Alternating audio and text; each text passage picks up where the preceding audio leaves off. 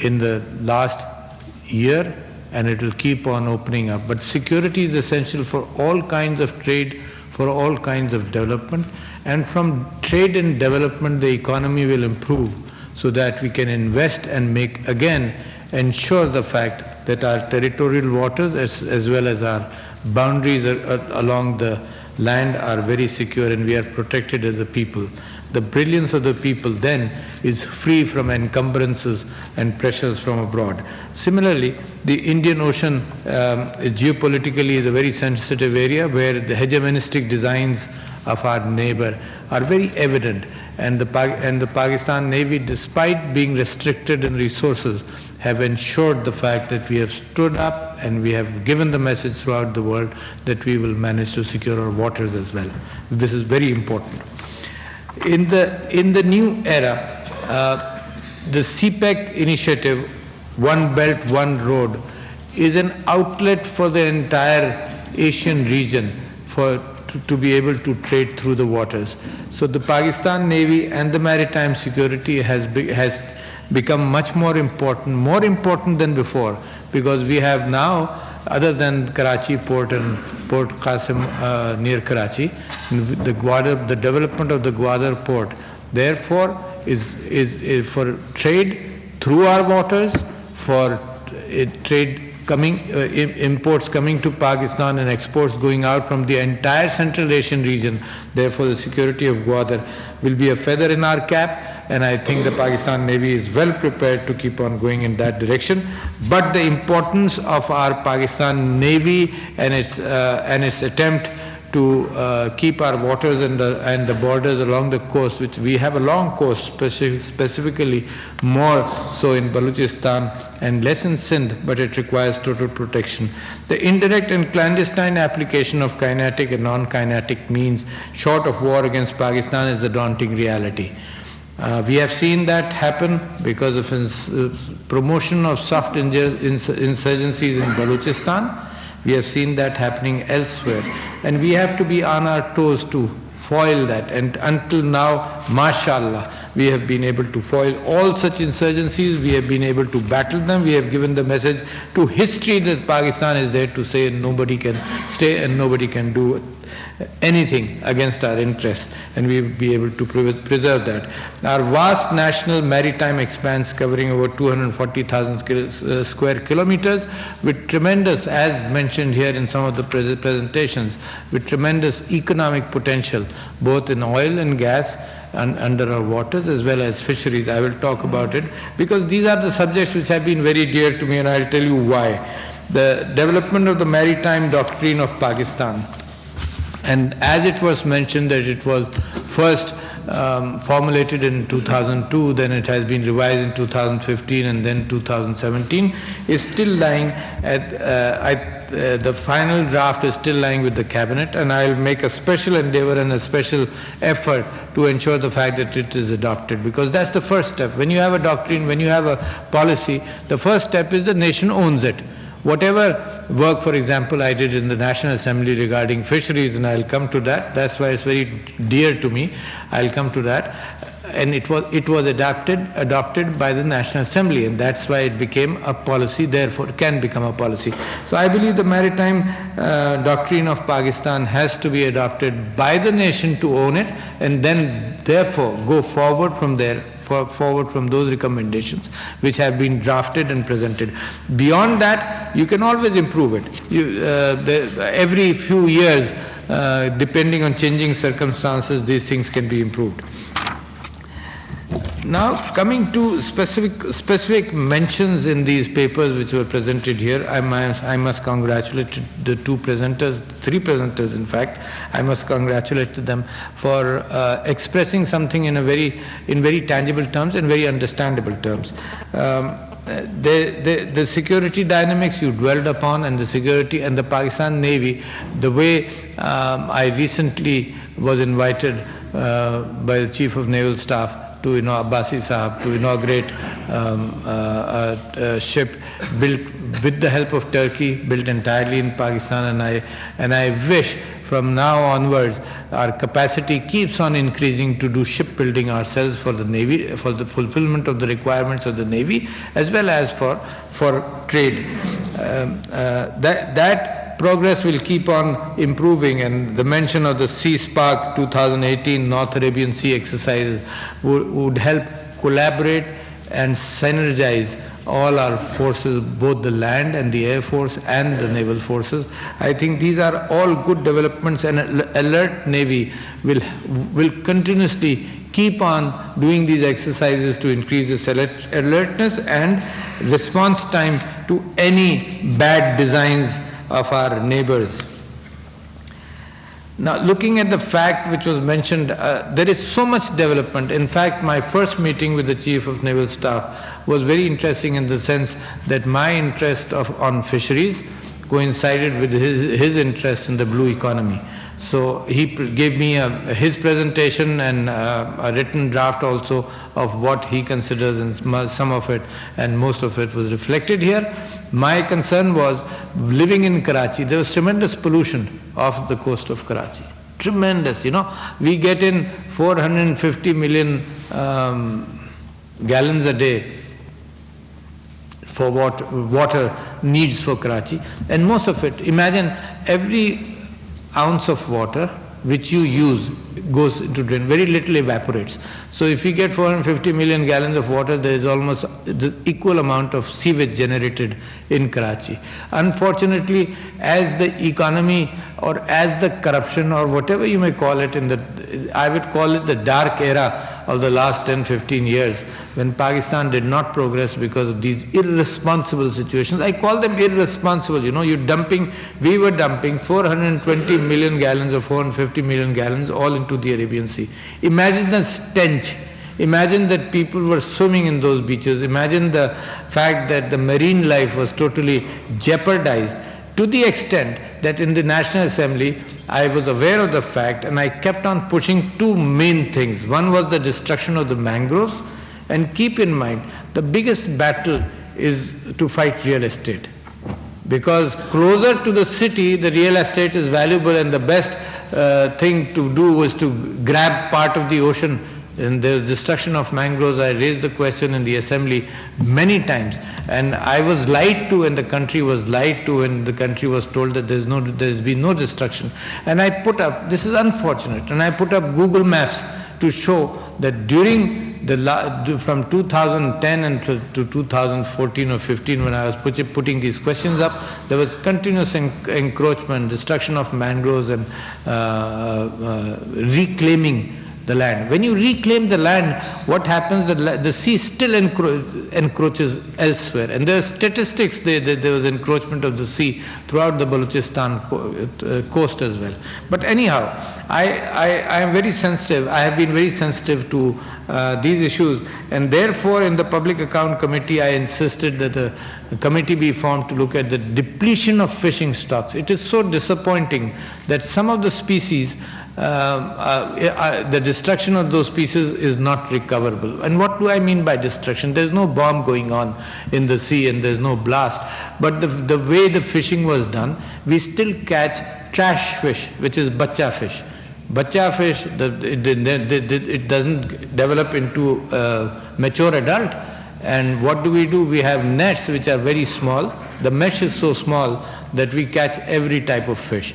The result is all this, if there are 10 tons of a truck going through Defence Society in Karachi, for example, taking the catch, 98% of that is trash fish, bacha fish, juvenile fish, and only 2% is probably eatable. Now, for that 2%, and the way you catch them, you've destroyed 98% of the future. That was shameful. So, and who else can I appeal to is the Maritime Security Agency, the Pakistan Navy, to help us implement these rules, and I have made those appeals, and I think it is important that the law of the land, and we have revised the law of the land, there is overfishing of the Pakistan coast, there are 18,000 small boats or big boats, whereas we can only sustain about 6,000. So we have passed some regulations through the National Assembly, developing a consensus between the governments of Sindh and Balochistan, developing a consensus that now if no new boat will be licensed, if two boats are, old boats are, licenses are given up, one new boat can come up. We also don't want to sacrifice the livelihood of the fishermen along the coast. But imagine the livelihood of the fisherman. His fishing ability has decreased. There is no fish in the sea. And I was a very fond, I used to fish, do deep sea fishing off the coast of Karachi, going up to Churna Island and other places, even going to the continental shelf to look for bigger fish. Like tuna and the fin fishes. And over the years, I started fishing for fun in the 80s. And over the years, sometimes I used to go and catch, going 3 o'clock in the morning to go and fish and coming back late at night. And I used to get maybe 30 or 35 fishes, and then a time came when I would not get anything, just having sunburned, staying out for so long, not getting any fish. So this is anecdotal. This does not say that the fishes were getting less, but actually what really happened was the fishes were getting less. So if you don't have marine biology along, and imagine some of the figures, Captain Jamil, you mentioned, let me improve upon them. You mentioned that Pakistan's fishing income exports are about $200 million. Pakistan's fishing income was about $300 million in 1997, and so was Vietnam's. $300 million. But over the years, Pakistan has reached lately only $500 million. And Vietnam has gone to $10 billion. This is the blue economy we were talking about. And why has that happened? Vietnam does not have a big coast like ours. But what has happened is they have planned well. For example, they may have had a policy which encouraged fishing, and marine culture, marine aqua fishing is a tremendous scientific resource. Cage fishing, you put cages in the sea, you have fish, you let the fish grow in the natural waters, and then you harvest them. And if you look at some of the pictures, in fact, I wrote a paper which I gave a copy to you, Miss, on fisheries. It was a 30 or 40 page draft. And if you see the pictures, off the coast of Vietnam, you see these cages almost like farms. If you take photograph from the aircraft of Punjab farms, it's similar to that. These are farms, fish farms. So a lot can be done, and private sector investment. So I'm still leading a committee from the President's office trying to get private sector investment and improve the aquaculture situation and take the help of the Pakistan Navy and the Maritime Security Agency in implementing the laws. The boats, the Indian boats come in our area, but I think more so we have spoiled our own fishing ourselves. But we have also suggested every boat to have a GPS satellite link so we are able to know where it has been fishing and what it has been doing. A lot of fish is brought in illegally. There are so many landing sites which are illegal. The European Union and the United States and a number of countries now want us every landing site to be documented the way the fish has been brought in. We have to establish a cold chain, a reliable cold chain. We have to ensure that the prevention of turtle getting trapped, because those are the laws of Europe and America. So turtle devices have to be put up in all the nets. But there's a lot which can be done, and a lot can be done cheaply and fast. So I'm still pursuing that. So don't worry, we'll be looking in those areas. But imagine the tourism potential of the coast of Pakistan. There's so much development can happen, and I'm sure. But you stop dumping your waste into the sea. How can tourism develop when you have a very smelly sea around you? So tourism development is important. Shipbuilding definitely is very important, and then the prospective possibilities of developing the oil sector, and the estimates are estimates until we are really able to do something about them. I think the potential of the blue economy, along with the security. So security is first, I can just give you an example of how security affects tourism and how security affects everything. My friends from Gilgit-Baltistan will know, until 2014, 2015, the maximum number of tourists, or even who went to Gilgit-Baltistan, were about 15,000. And it's the most beautiful area in the world. I challenge anybody. You know, the new Attabad lake has turquoise waters. I've never seen a lake like that. I've traveled a lot in the world. Pakistan is beautiful. But in the last year, imagine 15,000 as a maximum. In the last year, 25 lakh tourists went there. Imagine, from 15,000 to 25 lakhs in 3 years. Imagine, just imagine. And it's not, nobody has pushed the idea. There is no advertisement from the government. Nothing has happened. There are no new hotels. But what has happened is, by word of mouth, when people realize it's a secure place and it's a beautiful place, so people have started. Imagine the economy of Gilgit-Baltistan. When 25 lakh tourists go there, they spend so much money. Imagine what change can happen. Imagine the fact that in Spain, about 40 million tourists go there every year. 40 million tourists. So the potential of Pakistan, there are much more natural, beautiful sites in Pakistan. If we develop our coast, the potential of tourism would add to our economy. So having said all this, I believe I'm very hopeful. I dream of a new Pakistan. I think all these factors, everywhere I go, this thing, the presentations today is a part of the Pakistan machine. Everywhere I go, there is one part of the Pakistan machine which is so hopeful. Everywhere I go, there are new ideas coming up. It is the will of a nation which brings about a change. And on 25th December, we will remember Qaid-e-Azam Muhammad Ali Jinnah again on his birthday. And he mentioned 3 very important principles: Iman, Ittihad, and discipline. Imagine, you have to believe.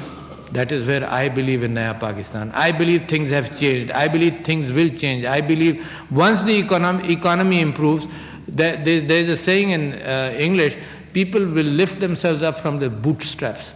I'm so hopeful of Pakistan. Once we have a little breathing time, and then that is the Iman. Then there's unity. You see, we must ensure that everybody gets to participate in the new Pakistan. You can't have unity when you have the poor, uneducated poor. You can't have unity when you have 2 crore children sitting out and not becoming a part of Pakistan. You see, being a part of Pakistan is a pact in the constitution of Pakistan between the government, between the legislature and the people of Pakistan. And the people of Pakistan are poor. They're impoverished.